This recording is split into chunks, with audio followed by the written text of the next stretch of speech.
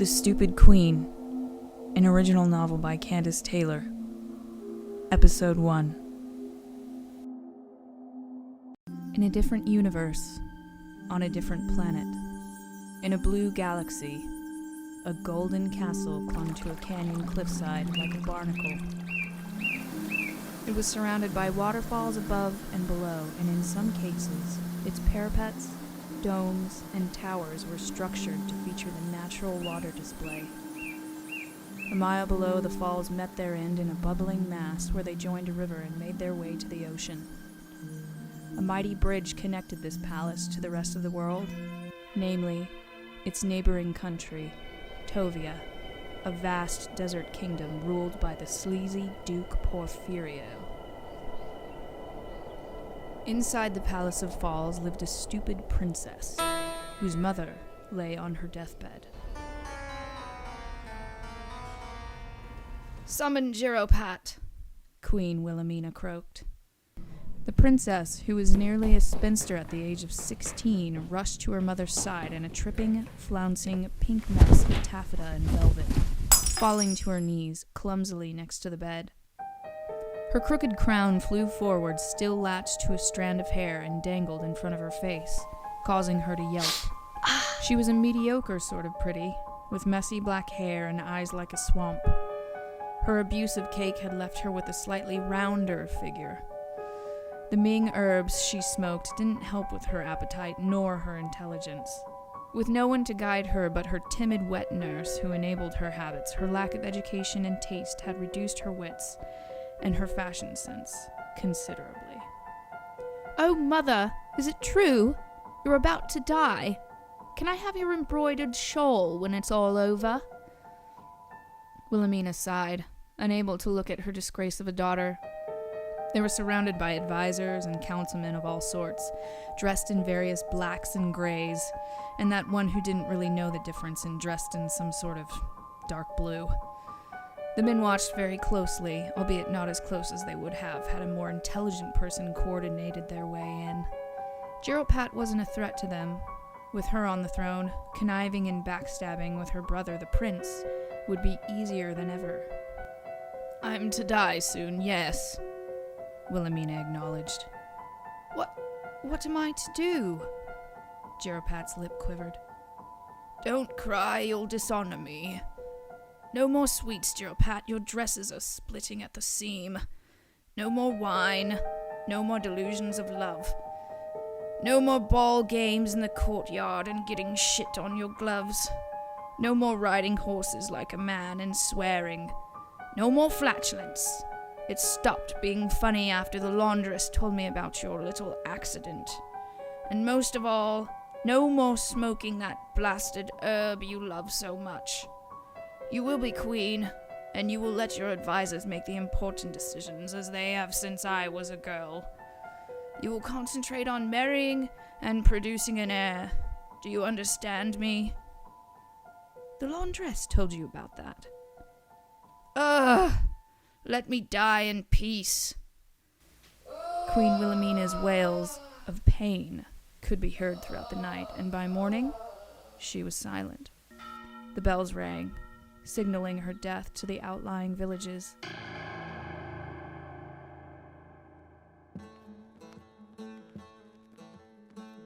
Giropat spent the next 14 years dumping palace coin on escapades to dress shops and Ming herb trading posts. Against her mother's wishes, Giropat became a self-labeled connoisseur of Ming herbs, or Ming root, as some people called it. She rode around in her gilded carriage with her bejeweled hand dangling a pipe out the window, the smoke leaving a pink trail in her wake wherever she went. On her 30th birthday at a particular spice market in a city by the South Sea called Barouche, Giropat found herself rather bored. She lay on the floor in her knickers, surrounded by a colorful nest of exotic pillows, staring at the painted ceiling. It was covered in clouds and cherubs, clothed gods and goddesses with their breasts hanging out, looking scandalized.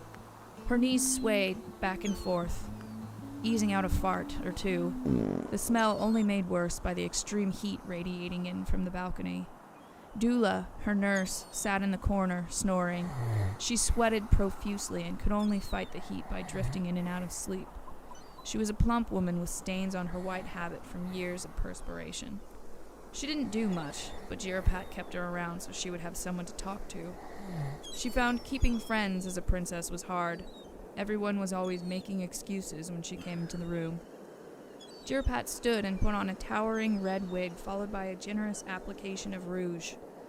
Floating to the balcony, she dared to place her pallid and scantily clad complexion beneath the crisping sun. She looked down at the bustling city, the yelling merchants, the parasols, the men on their horses traversing the complicated terrain. Baruch was built on a steeply graded hill, and many rich noblemen insisted on parading their expensive horses down to the ships, risking their lives in the name of ego. They came from all over the world, and thank goodness for that, because no one recognized Giropat as the princess. Unlike the palace, where people laughed at her gaudy wigs and loud dresses and whispered under their breath about her acumen, she could be and say and do whatever she wanted here. Her eyes wandered the blue horizon, falling on a group of islands barely visible in the distance. Eldondo. They apparently had a barbarian princess of great beauty and strength.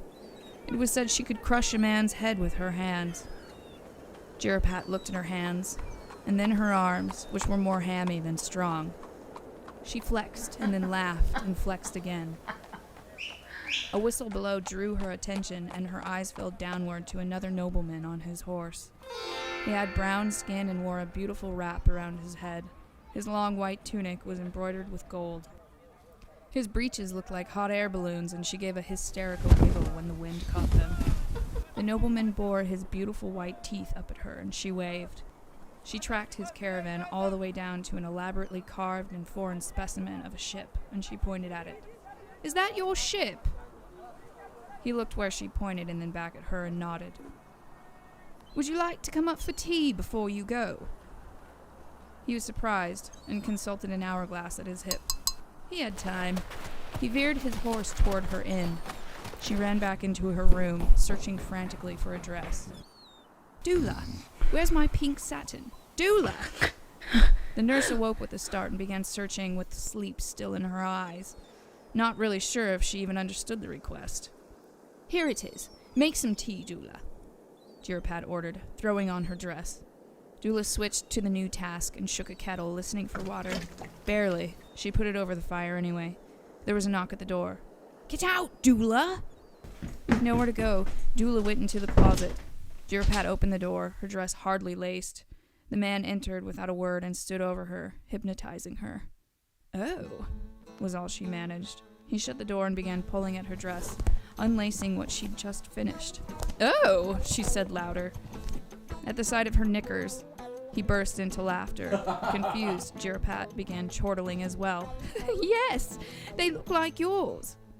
They both laughed, harder this time. He bent down, pulling his trousers to the ground with him. Giropat grew quiet, her eyebrows shooting toward her hairline. Her lashes fluttered, her eyes only able to concentrate on the tent pole underneath his tunic. She said, allowing him to pick her up. "Well!" He threw her on the bed and climbed on top of her. Dula watched helplessly from a crack in the closet door as her princess allowed the foreigner to taint her virtue with his tongue first, and then with the rest of him. "Oh!" Giropat squealed. 20 minutes later, he was gone, and Giropat enjoyed a pipe of herbs. Dula sat on the settee in shock. Giropat's eyes, bloodshot from the Ming root, wandered dreamily as she played with her matted hair. She breathed in deeply through her nose. "Dula, I must do that again." She glanced at the bag of gold he left on her night table and held it up, snorting. "Idiot left his gold!" Giropat spent the better part of the week choosing her suitors from the window. She chose the ones she was sure would be setting sail soon, to ensure no retaliation would take place on the part of her brother. Hasty notes were penned and sealed with a fake sigil and sent via messenger boy to the always pleased potential. Until eventually, she needn't send a note at all. They would come knocking. She must have been a good lover because they always entreated her to little gifts afterward. Mostly gold, but occasionally she'd be left with jewels and fine silks. Upon the most current knock, Giropat joyfully inserted her contraceptive sponge and skipped the door half-naked to discover palace guards? Their leader blinked several times at the sight of the future queen in her underwear. He shielded his eyes and explained, Your Highness, the prince has requested you return to the palace for your coronation.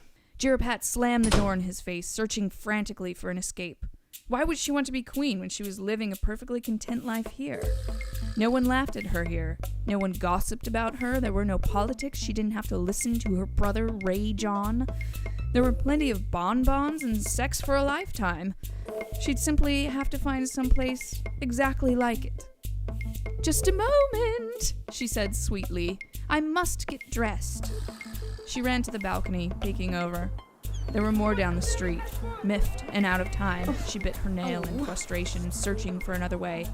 Coming back inside, she whispered something to Dula and ran out onto the balcony. The neighbor had a balcony of her own, and Giropat stretched her body across the gap between, pulling herself across and losing her footing at the last moment. With a gasp, she caught herself and climbed over the railing. Millicent was the businesswoman next door. She had many suitors, even though she was well beyond her expiration date. Giropat hoped to be in the same position when she was that age 5 years from now. Hard at work, puffing atop her current lover in her garish bed. The man was old, gray, and bald. He had his eyes closed distractedly as he gave half-hearted moans, and Millicent tired. Oh, close, dearest? Millicent asked. The old man gave a wheezy sigh. I'm sorry, not as young as I... Ah! He looked toward their balcony, and his eyes grew enormous as he screamed. Millicent released a squeal as well, as Giropat ran at their bed and dove in next to her client. Giropat, what are you doing? Shh, she said.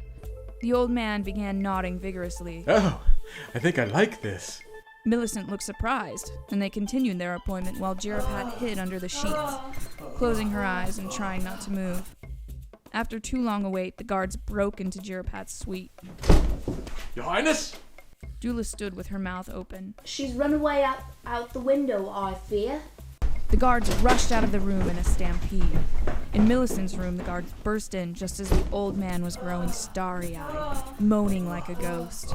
Their leader's mouth twisted downward in revulsion, and he stumbled from the room, crashing into his men and shutting the door behind him.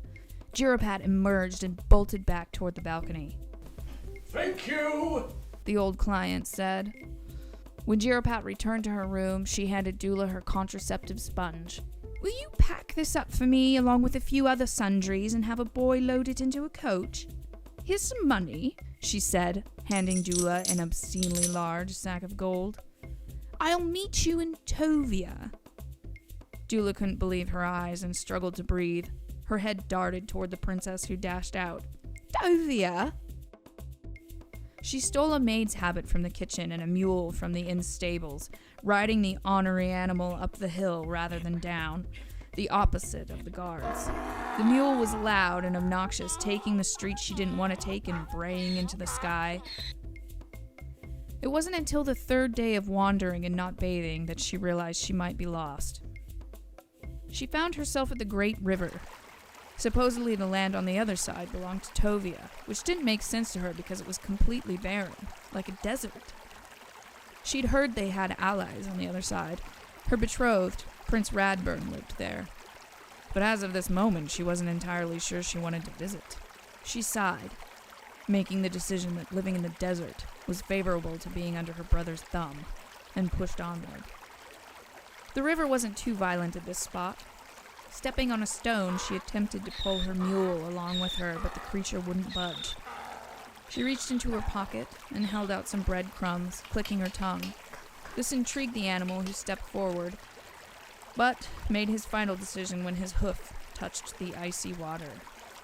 Startled, he reared up and ripped the lead out of Giropat's hand, running back up the bank to a grassy knoll where he began to snap on some grass. Coward! She shouted, hoisting her skirts up and tromping across the river a few steps before falling in altogether. After a moment, she emerged, gasping for breath and stumbling the rest of the way. She landed on the opposite bank and crawled up the hill to rest in the sand. She could hear the mule yelping across the river. I hate you too, she yelled.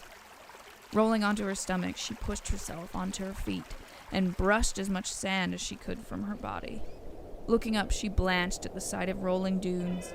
The wind blew the sand about like orange magic, and there was nothing other than a cactus here or there to speak of. She decided it was best to follow the river should she need a drink on her travels. Giropat walked for a day, singing to herself, taking an occasional dip in the freezing river, and cutting off into Tovia when she noticed an oasis of palms covered in coconuts. She sat under the swaying trees for a moment, lighting a pipe and letting its contents fill her lungs with her favorite pink smoke. The drug took her on a small, happy journey as the trees warped and spun. She lay there laughing and making angels in the sand as she flapped her arms and legs. When she came back from her trip, a befuddled nobleman with a beautiful black horse hovered over her. From her point of view, he was upside down, and she began laughing nonsensically. Hello, Ragamuffin. Are you the scullery maid for this establishment? Giropat rolled upright to get a better look at him. His beard was trimmed close to his face so she could see the flesh beneath. His hair was similar in that it was cropped close to his head with a few wild, excessively greasy sprigs toward the top. His eyebrows were sharp and angular. His nose was a large, beautiful beak. "You have a lovely nose. I've always found a grandiose proboscis rather charming," she said in a sleepy voice. The nobleman's brows drew together in suspicion as he leaned on his pommel, observing her. She was rather ugly and rotund, with smeared rouge and spattered eyeliner. Her hair was also a disturbing nest with who knows what growing within, its sweaty vines dangling in her round face. She had to have been ancient, at least 30 years old. Still, he thought, something to ease his tensions with. Join my caravan, Wastrel. We have food and drink, and my men could use entertainment. Caught in his cold blue eyes, she thought for a moment. She was apprehensive about something, observing his long fingers and the sigil ring that read P. She looked up at him with a question on her lips that the weight of her decision rested entirely. "Do you have cake?" Her brows twisted snootily. Drawing his hand away, he eased closer, like a boa constrictor inspecting her from his tree. His face was half a foot away from hers. Barrels, he answered. With a giggle, she took his hand and exclaimed as he hoisted her into his saddle, wrapping his large arms around her and spurring the giant horse forward. He winced. Let's play a game. I'm going to say a number, and you tell me if that's how many days since you've last bathed. Still loopy from the herbs, she heaved a bored sigh. "Very well." 13. At night, when camp was made, he busied himself at his desk with letters, scratching frantically at some parchment with a quill. Giropat paid no attention, working on her fourth slice of cake with enthusiasm and only looking up when he stood with sudden agitation. Taking off his boots, he threw them at her. Polish these. Her face, muddy with chocolate, seemed unperturbed. With cake in one hand, skirts in the other, she went to work polishing with her hem. Deep in thought, he unfastened his doublet and pulled it apart, peeling it away and dropping it. His breeches were next, and her eyes flew up. Her mouth paused mid-chew. She watched as he casually went to a bath drawn for him by his men and lowered his body in. Exhaling with satisfaction, he let loose a fart that vibrated the porcelain of the tub and created a nice bubbly froth on the surface of the water. Giropat's mouth hung open. His head flicked toward her. Simultaneously, she made sure to avert her eyes and not be caught. Join me, he said. The cake caught in her throat for a minute and she swallowed in surprise and then choked. Continuing her nonchalant task of cleaning his boots, she smiled. "Ah, but I've only just started on your boots," she answered. You can finish later. I'd like you clean. He said. "As would I," she said. Then we're in agreement. Get in. "We've only just met, my lord," she said with a prudish nod. Your Grace. He corrected.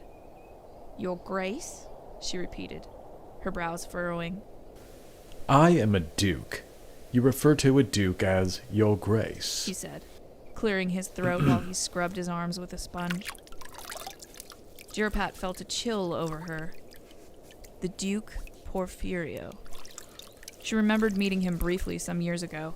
She distinctly remembered he couldn't stop scratching his balls when he thought no one was looking. Known for his womanizing, she wasn't surprised. I was under the impression you would provide me and my men with your hospitality. I believe the trade is fair. You're paying me in cake, she stated incredulously. My hospitality is a far steeper price than 4 pieces of cake. You got through 4 already. My, you are a stalwart girl, aren't you? I should take you to fair and see if I can win a ribbon. He was smirking to himself when a guard entered and brought him a sealed message. Giropat's eyes widened at the sight of the seal. It was blue, the familiar sigil reading A message from her brother. The Duke broke the seal casually, still amused from calling her a hog, and then sobered as his eyes wandered the page. Leaping from his bath in a violent splash, the Duke ran outside to the guards' camp. They paid no attention to his nudity, continuing their evening supper. A dog, however, couldn't leave it alone and barreled into the Duke's nethers. He attempted to explain her dilemma while wrestling with the animal. The false princess has disappeared. He said, managing to push the dog off for a moment. The prince claims she was last spotted heading to Tovia. The dog returned full force and reared up, hell-bent on making the Duke his. Wait for my command. The Duke swatted at the animal helplessly before making an escape. In the Duke's rush back to the tent for clothing, his mind began to plan border patrols and searches. She must have found out about the sabotage and was off to inform his nephew, Prince Radburn. She was smarter than everyone had thought. They'd have to catch her before she reached the castle. A drawing would have to be made of just what the princess looked like. He wasn't entirely sure he could remember. Most of the time during a visit to the neighboring kingdom, he spent his time trying to land in some lonely noblewoman. He entered the tent with his brows scrunched as he racked his brain. Giropat lay on his bed, smoking. At the sight of his face, she sat up with concern. He plopped his rear down on the edge of the bed, thinking. "What's the matter?" she asked. I can't remember what the princess looks like. We need someone to draw her. He answered, scratching his beard. "I can draw," she said enthusiastically, hopping up and wandering over to his desk to take up a pen and some parchment. From what I remember, she's a mess. He said. Giropat scoffed. "That's not how I remember her. I saw her once, and I must say, if I wasn't a woman..." The Duke smacked his lips. He gestured as if there was an invisible orb in his hand, thinking of the word. I remember her being shapely. Not fat. His eyes wandered up and down Giropat's physique for a moment. "Comely," she stated. He shook his head and made a noise. Plump. "Curvilinear," Giropat offered.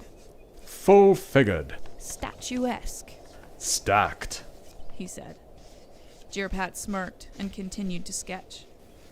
And her hair was this wad of red.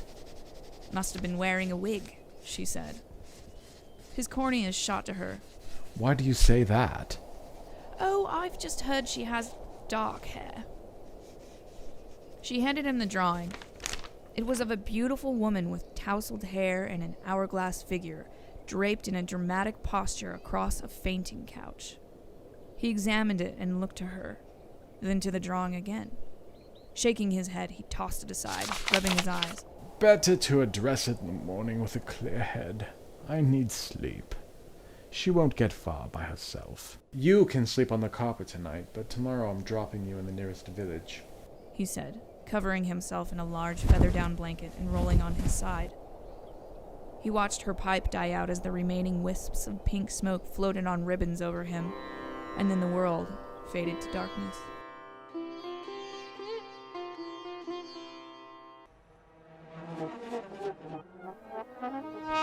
Couples swaying, people laughing. The musicians seemed to play their tune backwards, and the Duke noticed that the people, too, were doing everything backwards. He'd just concluded a rendezvous with some cheeky redhead and was tucking everything back in, quick-stepping back to the party when he stepped into a puddle of spilled wine. It was seeping from underneath a door that lay ajar. Giggles boiled from within, and he pushed it open to find Giropat, holding a chicken up to her lips and blowing Ming smoke into its face. She looked up at him with her crooked grin and crazy black hair, cackling proudly and holding up the intoxicated chicken. "I've roasted you a chicken!" The Duke sat upright in his bed. The scullery maid. He looked over just as she was about to make her escape. They stared at each other for a moment. Without warning, Giropat slung brown frosting into his eyes, temporarily blinding him as he made a noise and clawed at his face. She took this time to hastily cut herself another slice of cake before bolting toward the back of the tent. Climbing under the fabric wall, she found herself in a warm pile of horse dung. She moaned, closing her eyes with the shock and further emoting when her cake slipped from her hand and plopped right into the middle of the pile. Just as she was about to hoist herself up, the Duke's hands grabbed her feet and attempted to pull her back into the tent. She brought a ball of dung with her, smacking the Duke over the head with it and taking up his sword to point it at him. Do you know how to use that, princess? The princess stared, agape for a moment, and then burst into laughter. The horse shit had plastered his hair into an unusual coif. He growled and ran for her, still naked, his penis flopping wildly. Giropat made a noise and ran, unable to contain her giggles. Not really sure what to do with the sword, she hacked open a slit in the tent and jumped out the hole. She dodged him amongst the horses and tried to mount one, barely succeeding and spurring it pathetically along. The Duke watched as she trotted into the distance a few yards before the horse bucked wildly and tossed her into the sand with a poop. Once he'd discovered her station, treatment was vastly different.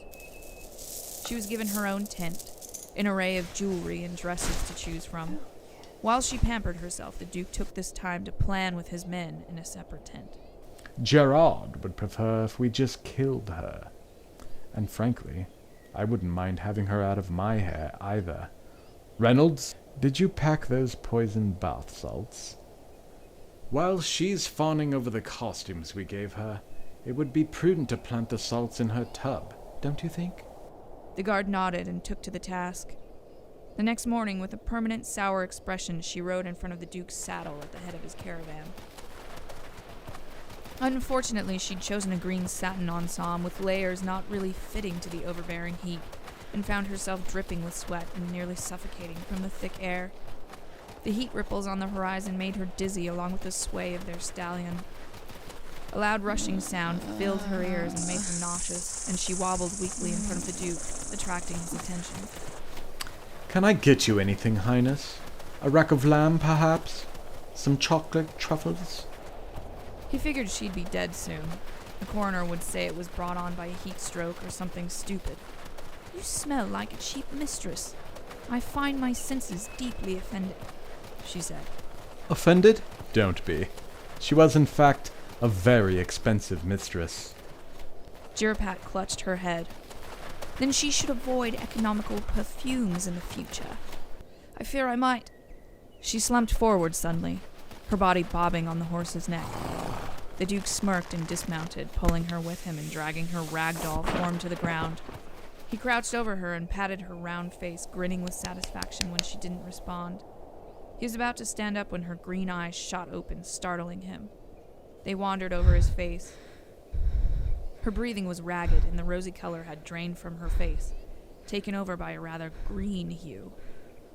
She reached out and touched his cheek, noting there was a mole she'd not noticed before. As her fingers touched it, the patch rolled aside, exposing a pimple ready to be lanced. She drew her hand away in disgust. Not noticing, the Duke gave a lecherous smile, exposing some spinach within his teeth that made Giropat's flesh crawl. You and I could always try again.